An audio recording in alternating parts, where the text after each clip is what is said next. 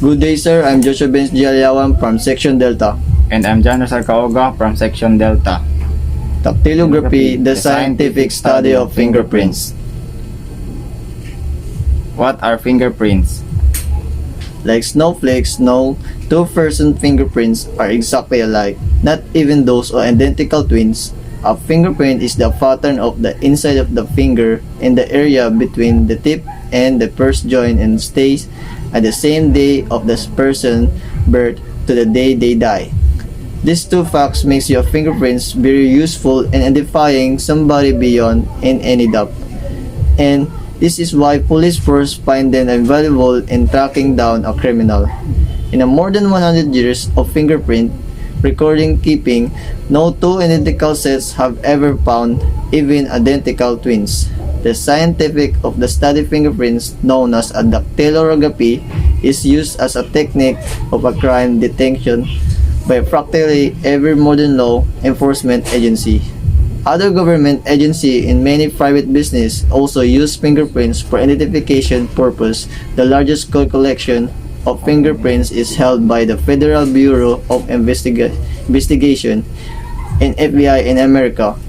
Fingerprints are easily classified as there are four different basic shapes or pattern: arches, loops, whorls, and composites that they are subdivided according to the like numbers of ridges between certain points in the pattern. Matching fingerprints.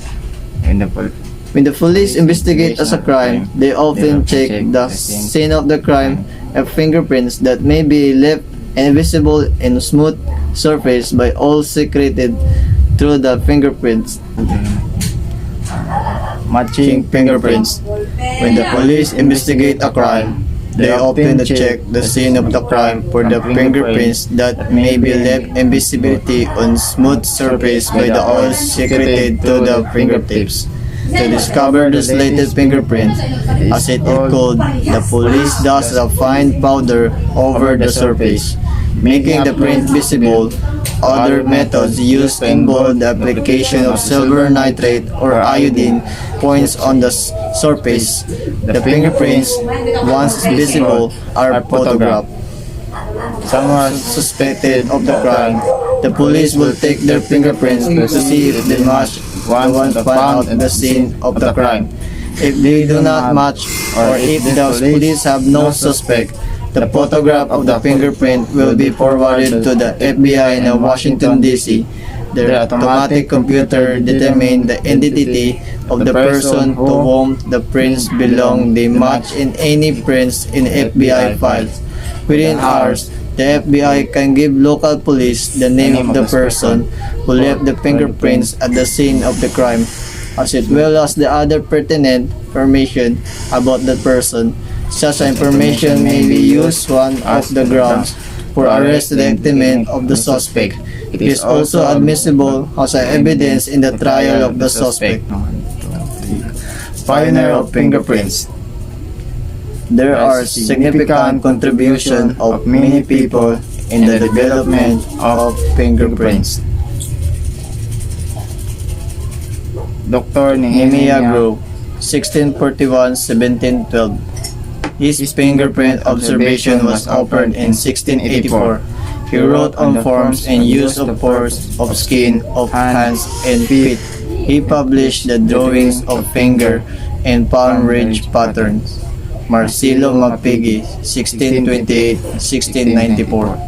In 1986, he studied the patterns of the fingerprint bulbs and function of morphology of skin. He mentioned about the loops and spiral patterns of the fingerprints. He stated no mention of fingerprints as individual identification. A layer of skin was named after him, Mapigi layer, which is approximately 1 mm thick.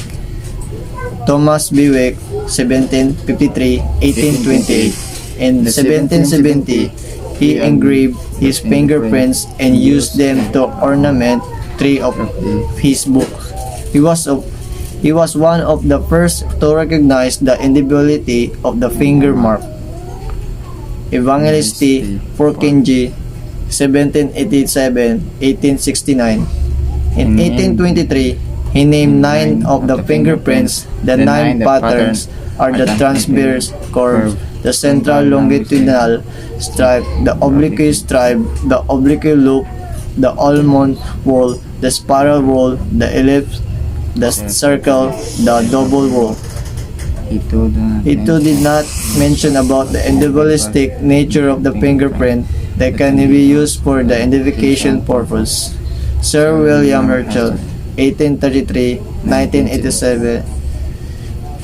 In 1858, he began fingerprinting the native with whom he had official transaction. He demanded an imprint of signer hand instead of the signature to avoid any future repeated trickery.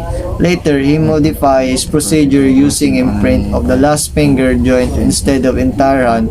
He tested the persistency of ridge, characteristic of his own finger, palm films, and sole prints at the different long intervals. He realized the immutability and the persistency of ridge details. He was the first person to use fingerprints for the identification purpose in India between 1858 and 1878.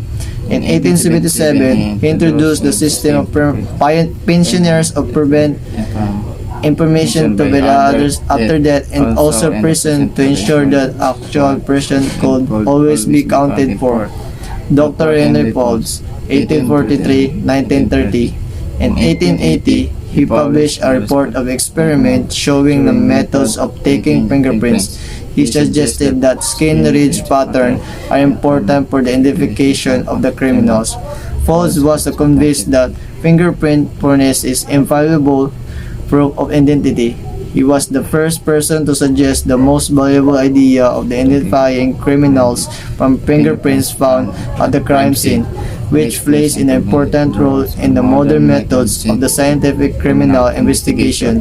He also wrote a textbook of the fingerprint procedure. Sir Francis Galton, 1822-1911. He published a classic book of the fingerprints in 1892. In this book, he described anatomy of fingerprints and offered the practical methods of the recording them. He classified the fingerprints into 3 groups that were arch, loops, and whorls. In this 1893, he published a book again and named Decipherment of the Blurb Fingerprints. He stated all the 3 principles of the fingerprint. First principle, ridge pattern on the Frisian skin remain permanent throughout the life of the individual. Second principle, each person print constitute unique characteristic. Third principle, he realized that it was essential to devise a system of classification. He succeeded in proving that all 3 facts of this system registration, then known as the ALW method. Each letter stands for arch, loops, and whorls. Dr. Juan Busitek, 1858-1925. He was a criminologist who carried extensive fingerprint research prior to 1900 and devised a workable concept in 1891. He maintained a file of fingerprint records, which was then the largest of this kind of the world. Sir Edward Henry, 1859-1931. In 1897, the first classification system of the fingerprints used in India was proposed by him. He published a textbook on the classification and use of fingerprint. He evolved a system of the fingerprints classification which is fundamentally simple, practical, to the officer of Kabadu Aziakwe and Harai Bahadur Himakandra Boys of the Anthropometric Bureau played important role in the development of fingerprint classification by assisting Henry. Henry also modified ALW system and classified fingerprint patterns into 4 groups. They were arch, loops, whorls, and composite. Harry Batley. The Fingerprint Bureau was established at the Scotland Yard in the year 1901. Harry Batley was the former chief inspector in the charge of Fingerprint Bureau of the Scotland Yard. He devised the single fingerprint system registration with simple method. A special magnifying glass was employed in the technique of the classifying each fingerprint. Case study: the first criminal case solved by the fingerprints. Francis Roas murder, 1882. A lady named Frances Roas murdered her children, came out of her house in the blood screaming that her children was murdered. She was convicted to do the evidence of the bloody fingerprint or the doorpost. India first case, 1897. The manager of the tea garden in Bengal was found murdered in his bedroom. The room was in a great disarray. 2 brown smudges of the fingerprints were found on a Bengali almanac. Sir Edward Henry found that those fingerprints belonged to a person named Kangali Charan, whose thumbprint has been recorded because of the prior theft conviction. He was presented after the court for both murder and theft. As the evidence was only fingerprints in the face of the defendant non-guilty plea, the court seemed sufficiently convinced to find Charan guilty for the theft charge, and they was unwilling to accept the evidence for a capital charge. Therefore, he was acquitted of the murder. 2020. The Unique Identification Authority in India, it was the world's largest fingerprint system using fingerprint, face, and iris biometric records. And India's Unique Identification Project is also known as Aadhaar, a word meaning that the foundation. He was considering timeline of the fingerprint study, the development till present day. Now let's also see some of the pioneers and their contribution to the field. The scientist identification to the examination of fingerprints is called dactylography. Dermatographics, also referred as a dactylography, is the means to study rich pattern contained with sweat ducts on the frictional skin on the palmar surface of hands, fingers, and also sole of the feet, including toes. Fingerprint system alone has proved to be infallible, impalpable, and visible. It is an effective identification system because of its permanency, uniqueness, universality, and simplicity application. It is unique to an extent that no two persons can have same fingerprints. Not even the identical twins can have same fingerprints. Fingerprint files. Modern governments keep a central file of the fingerprints of all known criminals. in addition to many other classifications of citizens in the United States. For example, the FBI has a file that includes all present and past members of the armed forces, all federal and state government employees, and private citizens. In the late 1960s, the FBI files contained the fingerprint of more than 179 million people, or more than 4/5 of the American population. Fingerprints are recorded by the ruling fingers over the pad, stained with the printer's ink, and making an impression on a standard card. Each finger is a disc classification system known as the Henry system, includes the 8 basic fingerprint patterns. There are arc, ended arc, radial loop, ulnar loop, plain whorl, central pocket loop, double loop, and accidental or composite pattern.